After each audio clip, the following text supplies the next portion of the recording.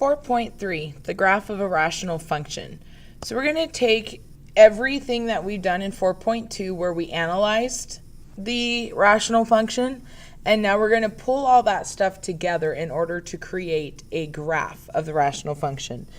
So hopefully you guys by now have gone through and you finished your homework or classwork having to deal with 4.2 where we were analyzing the equation itself.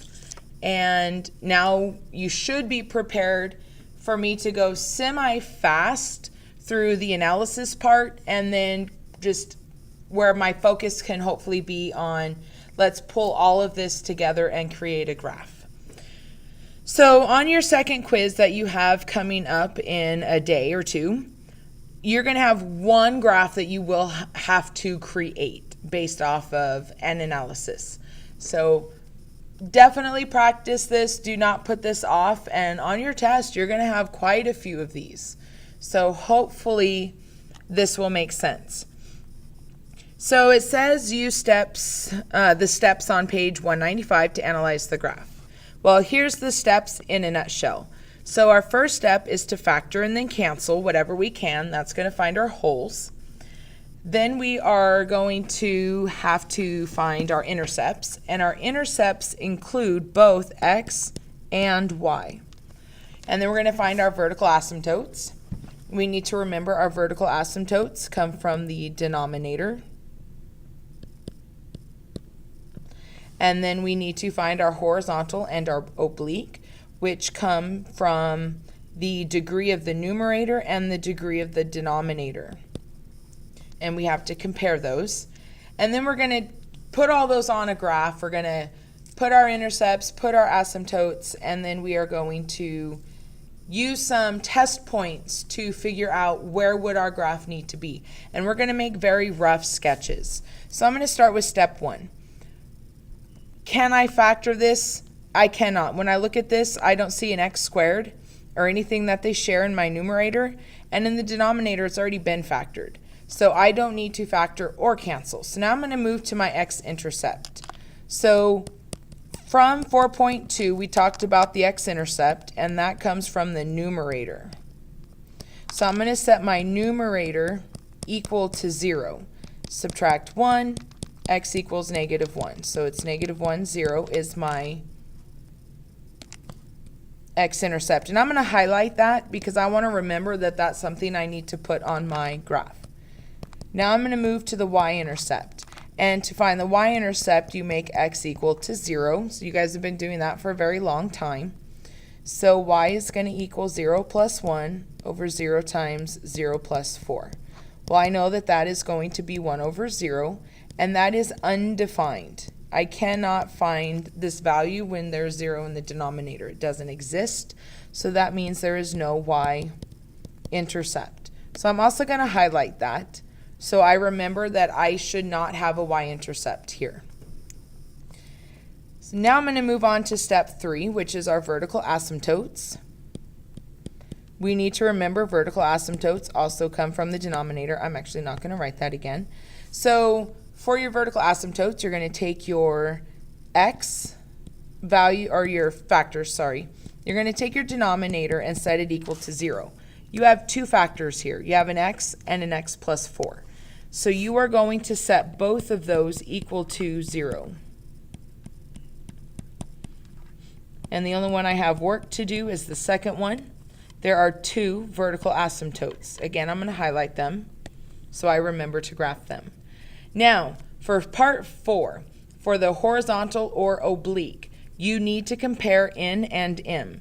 So this next step is for the hat or the oat. I don't know which one yet. So in, we need to remember, is the degree of the numerator. So if I look at my numerator, I have a 1 here on the x, so my degree is 1. If I look at the denominator, when I multiply x times x, I get x squared, so my degree is 2. When my top is smaller, my top is the smallest value or my bottom is bigger, whichever way you guys want to look at it, as the numerator or the denominator. When the top is the smallest value, you have a hat at y equals 0. Remember, if they equaled, you would use the coefficients, your leading coefficients. And if the top was bigger by 1, you would have an oblique. And if the top is bigger by more than 1, then you don't have neither a horizontal or an oblique asymptote. So I'm going to highlight that. Now, I am ready to graph this. So I'm going to put all of this together. So I'm going to come over here and I'm going to make a coordinate plane.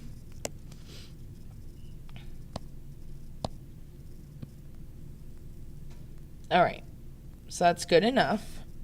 Nothing fancy. And I'm going to start by putting in my asymptotes. So I'm going to use blue for my asymptotes. So my asymptotes are at x equals 0. So here's my x equals 0. Negative 4, 1, 2, 3, 4. So those are my boundaries. I cannot cross those. And then I have y equals 0.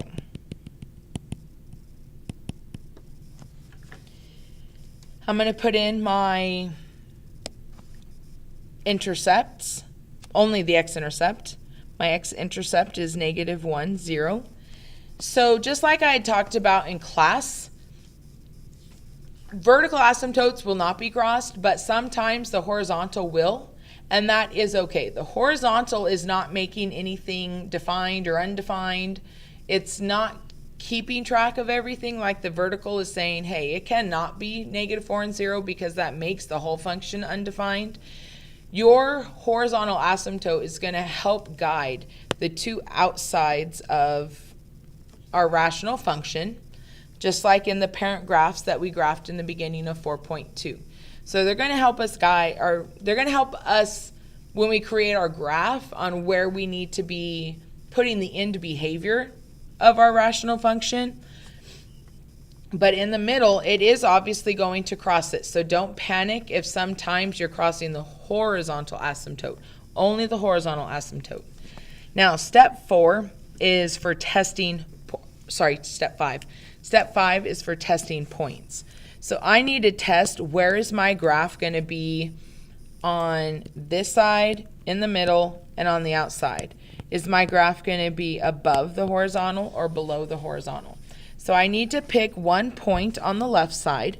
So I'm going to start with negative 5. So this is negative 5 plus 1 over negative 5 times negative 5 plus 4. So I'm going to do some mental math here. You guys, if I lose you here, get a calculator, figure it out, get a piece of paper, work it out. I'm not going to bother with that. This ends up being negative 4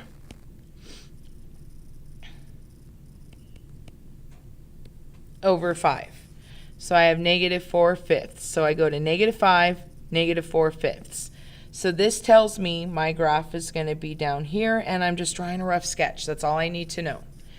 Now I'm going to test a value on the right side.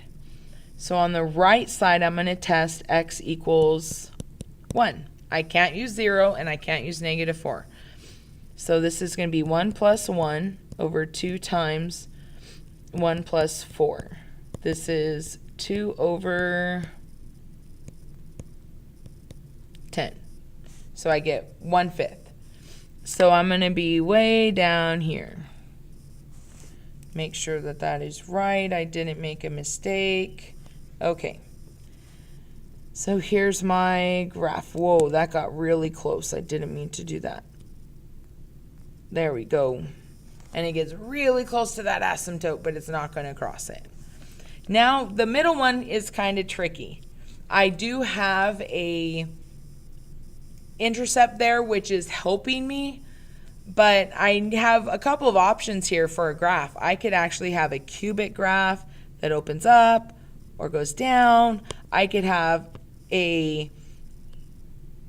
some type of parabolic looking curve with no symmetry. So I have some things that I need to check here. So I need to test a point on the left side. So I'm going to test negative 2. Then I'm going to test a point in between. So I'm going to test negative 1/2. So negative 2 plus 1 over negative 2 times negative 2 plus 4. So this is negative 1 over, this is negative 2 and 4, negative 8. Two negatives are going to make a positive. So this is going to be up. And then when I plug in negative 1/2, I'm going to have negative 1/2 plus 1, negative 1/2, negative 1/2 plus 4. So I'm not going to really work this out. This ends up being negative 1/2 times 3.5. Now, when I look at this, I see that I have a positive, a negative, and a positive. I have one negative, which means my answer is going to end up being negative. So you are welcome to use a calculator and figure out what that answer is. I'm not going to. So I'm going to go to 1/2, and I'm just going to know that my graph is going to be somewhere below the asymptote. So I'm going to just take a guess on what that's going to look like. And there is my rational function. So 1 down, 3 to go. This is a long process. It's not something that's short. It's not something that can be done quickly. Again, it just takes lots of practice. So number 13, first step, factor. You look at the numerator and you see an x to the 4th, and you're probably thinking, I can't factor this. Though there are ways that you guys can factor an x to the 4th, especially with the next term being an x squared. So what you have to ask yourself, what multiplies to 1? Well, 1 times 1. Can I get a 1 from that? Well, no. If I add them, it would be 2. So this is not factorable. So I'm not going to factor the numerator. So this is not factorable. However, the bottom is factorable. So I'm going to factor the denominator, x plus 1, x minus 1. Nothing will cancel since I couldn't factor the numerator. So now I'm going to start my process of the analysis. So let's start with the x-intercept. X-intercept is you set the numerator equal to 0. I already know that I cannot factor this. Now, I'm going to just have this discussion with you. If I plug in 0, this will end up being 1 equals 0. That is not true. If I plug in a negative number, let's say negative 1, this is 1 plus 1 plus 1. That will not equal 0. If I plug in a positive number, it's going to be the same thing. There is no way that this will ever equal 0, ever. So I'm going to, knowing that this will never equal 0, ever, ever, ever, that means there are no x-intercepts. It will never equal 0. There's nothing I could plug in. Now the y-intercept, you make x equal to 0, 0 to the 4th, plus 0 squared plus 1 over 0 squared minus 1. Well, I end with 1 over negative 1, which is negative 1. So 0, negative 1. Now I need to find my vertical asymptote. Totes. Comes from the denominator, x plus 1, x minus 1 equals 0. So x will equal negative 1 and 1. I'm going fast through this. This shouldn't be too bad. Horizontal asymptote or oblique. So n is your top degree, the numerator's degree, which is 4. M is the denominator's degree, which is 2. Since the top is bigger by 2, which is more than 1, there is no hat or oat. So no horizontal or oblique asymptotes. And that is okay. There doesn't need to be. And that does not need to be there. Now I'm ready to graph this. So let me make another coordinate plane here. I'm going to start with my asymptotes, 1 and negative 1. And then there is no horizontal or oblique. Now my y-intercept is negative 1. Now what's nice with that one right there, that point, knowing there are no x-intercepts, this graph cannot go up. There's no way. It cannot cross the x-axis. So this piece is going to go downwards.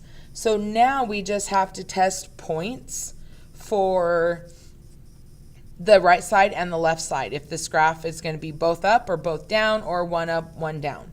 So there will be that separation. Even though we do not see that horizontal asymptote, the graph is more than likely going to behave as if there is an asymptote there. So I'm going to use 2. I'm going to start with -2 and +2. So -2 to the 4th plus -2 squared plus 1 over -2 squared minus 1. So when I'm looking at this, let me erase some of this old work. This becomes 16 plus 4 plus 1, which is 21. This is 4 minus 1, which is 3, which gives me 7. Now when I plug in +2, +2 is going to give me the exact same thing. Sorry, I keep messing up writing the exponents backwards.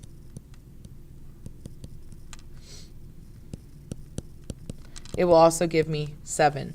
So I go to 2, 1, 2, 3, 4, 5, 6, 7. Come over here, 7. And here's going to be my graph. Sorry, it's a really ugly graph. And you can make this more accurate by plugging in more points. You could plug in -3 and 3. You could plug in -7. I don't care if you want a more accurate graph. Right now, as long as you guys know the behavior of the graph, I am okay with that. So there's your second one. Let's move on to our third one. So first step, I'm going to factor. So my numerator factors to x plus 4, x minus 3, and x minus 3, x plus 2. So when I'm looking at this, I factored, and in part of step 1 it says cancel. And when I see this, I see that I can actually cancel the x minus 3's. So that means I have an extraneous solution. Sorry. Extraneous solution. Not sure how to spell it. Good enough. Extraneous solution. So it's canceling. I will have a hole there. It's not really a solution as in that's an x-intercept, but it would have been an x-intercept, but I'm canceling it. There would have been a vertex, or sorry, a vertical asymptote there. That's why it's canceling. It would have been an x-axis, or sorry, x-intercept, but it's canceling. So now it's going to be a vertical asymptote, but it's not going to be a vertical asymptote. We just put a hole. So there will be a hole at x equals 3. That is something that I will need to make sure I put on my graph. So I am now left with x plus 4 over x plus 2. So let's start with our x-intercept, which comes from the x plus 4 equals 0. So x equals -4. Y-intercept. This will be 0 plus 4 over 0 plus 2, which is 4 over 2, which is 2. So 0, 2. Now I'm ready for my vertical asymptotes. X plus 2 is my only denominator, so x equals -2. And then my horizontal or oblique, n is 1, m is 1. Since these are the same, your horizontal, you're going to have a hat at y equals. Now you're going to use the coefficients. You're going to use the coefficients from your degrees. So I like to look at it, it's 1 over x and 1 over x, and the x's are going to cancel. You're just left with 1. So your horizontal asymptote is at y equals 1. All right, now I'm ready to graph this one. So let me put in my coordinate plane. and start with my vertical asymptotes. 1, 2, 3, 4. 2. Horizontal is at 1. And I have an x-intercept at, whoa, sorry. Oh man, I'm glad I caught that one. We'd have been here for a long time trying to figure out that mistake. That is an x-intercept. Just kidding. 1, 2, 3, 4. Sorry, you guys that are probably drawing this. Sorry. So I have my x-intercept at -4. I have, that's what I get for not paying attention, you guys. So my vertical asymptote should have been at -2. I'm sorry, you guys. I'm sorry. Just like start over if you have to. Sorry. I owe you a piece of graph paper. So I have my vertical asymptote at the correct spot now of -2. Horizontal was at 1, so that's good. Now my x-intercept is at -4. My y-intercept is at 2. Hey, guess what? So I know I messed up on that graph. It is what it is. But this is nice because I have 2 sections here. I have this side and I have this side. Well, guess what? We already have points in those sides, so we don't need to test any. So here's this one, and here's this one, as long as they're going through my intercepts. That one's kind of ugly. That's not much better, but there's that one. So that one was quick. Some of these are quick. Okay, some are a lot quicker than others. Some require a little bit more work. And our last one. Okay, this is going to be one that will require some work, because I have 2 functions or 2 pieces that are being added together, and I need to write these as one. So I need a common denominator. My common denominator is x, so I have to multiply this side by x over x. So I will have 2x squared over x plus 9 over x, which will become 2x squared plus 9 over x squared. Sorry, just x. I multiplied on accident. So now I'm ready to go through and analyze this. I cannot factor a 2x squared plus 9. And that is not going to work out at all. So that's nice. No factoring, no canceling. So I'm going to jump right away to the x-intercepts. So x-intercept, 2x squared plus 9 equals 0. Now let's think back to what we did on one of the previous ones. That x to the 4th plus x squared plus 1. No matter what I plug in for x, the fact that it is squared will always make it positive. And then I am adding 9. So no matter what I plug in, this will never equal 0. Ever. So there is no x-intercepts. So I'm going to have to remember that one. Y-intercept. So the y-intercept, you make your x's 0. This becomes 9 over 0, which is undefined. So there is no y-intercept either. Now my vertical asymptotes, which come from the denominator. So x equals 0, there's nothing to do there. Horizontal asymptote. Now you guys had to know that this one was coming because we hadn't covered it yet. So for a hat or an oblique, your n is 2, your m is 1. Top is bigger by 1. That means there is an oblique, which means we do have to use long division. So I'm going to put x on the outside, 2x squared plus 0x for the placeholder, plus 9. Placeholder because that x is missing. So x times what is x squared? 2x. So I get 2x squared plus nothing.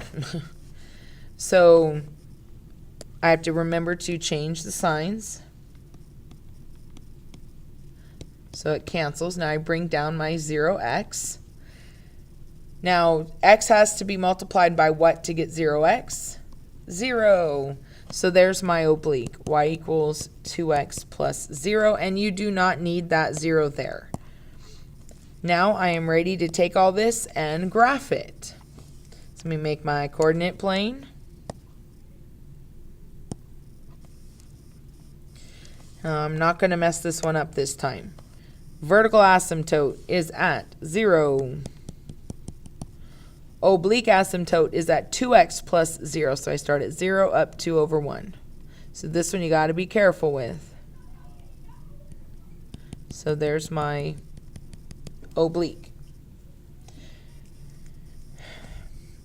There are no x-intercepts and there are no y-intercepts. That actually helps me. I need you to stop writing and I need you to look at this. If I graph a graph here, I just cross the x-axis. It cannot. There are no x-intercepts. If I graph it here, it's crossing the x-axis, no x-intercepts. So the only place that your graph can be is right here in the middle where it's not going to touch neither the y or the x. So rough sketch, that's all I'm asking for. So sometimes it's not necessary to test. We only had to test a couple of times and they really weren't that bad. And the analysis part should be relatively easy. If you need to watch it again, watch it again. You need to ask questions tomorrow in class. Make sure you come with those questions ready to go. Now we have one more example to go, and I know this is a very long video. This one is fast. Here it says find the rational function or find a rational function. There's more than one right answer for this.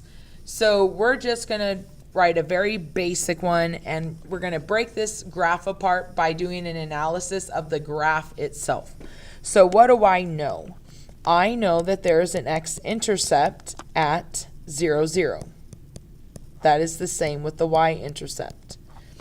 I know that there are vertical asymptotes. Here is -2 and 2. So x equals -2 and 2. And I know that there is a horizontal asymptote at y equals 1. So I need to take all of this information and try and create a function. So I'm going to start with the vertical asymptotes because that's the easiest. We need to remember these go in the denominator. So I'm going to have something over x plus 2, x minus 2. Now your x-intercept, we need to remember, comes from the numerator. And in order to have 0, it must just be an x on the top. That's all that can be in the top is x. Now the horizontal asymptote, y equals 1. If it was y equals 0, then your top degree would need to be smaller than the bottom, and we would be fine. But because this is a y equals 1, this came from the coefficients. And the only way it can come from the coefficients is if you have n equal to m, which means your degrees need to equal. In the denominator, m equals 2. So what must the degree of the numerator be? It must also equal 2. And that's easily done. I just put a 2 there. So there is my function. Please don't make this any harder than it needs to be. It really is that simple. And if my y was like a 7, I would put a 7 in the front. But since it's a 1, I want a 1 in front here. I have a 1 and a 1. All those 1s are just going to make a 1. Don't overthink that, please. So that wraps up 4.3. Again, I know it was an extremely long video, and you fast forward. Hopefully you fast forwarded some of it that was making sense. And if you need to go through, watch it again, watch it again. But hopefully it was helpful. And come with questions tomorrow, please.